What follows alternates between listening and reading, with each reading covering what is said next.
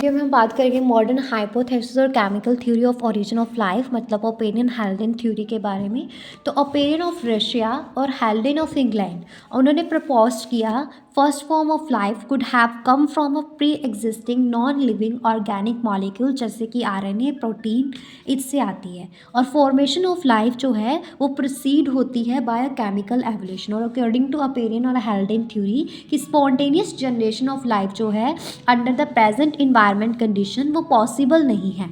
और अर्थ का सरफेस और atmosphere during the first billion year of its existence were radically different from today's condition. और opinion से theory जो है उसको केमिकल थ्योरी और नेचुरलिस्टिक थ्योरी भी बोला जाता है।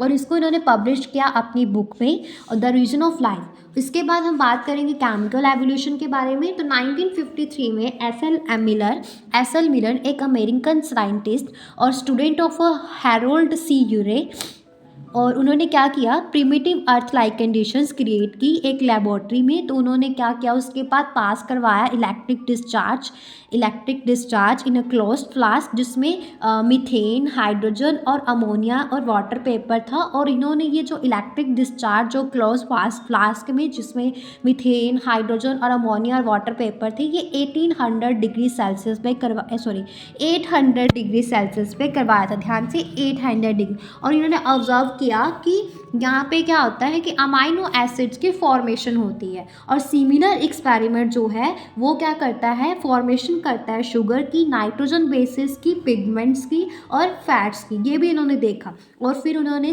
The synthesis of carbohydrates, fats and amino acid और अदर कम्प्लेक्स ऑर्गेनिक सब्सटेंसेस जो probably occurred in a sea which had been described by Haldane, जिसको उन्होंने बोला कि ये क्या है, एक हॉट डाइल्यूट सूप है।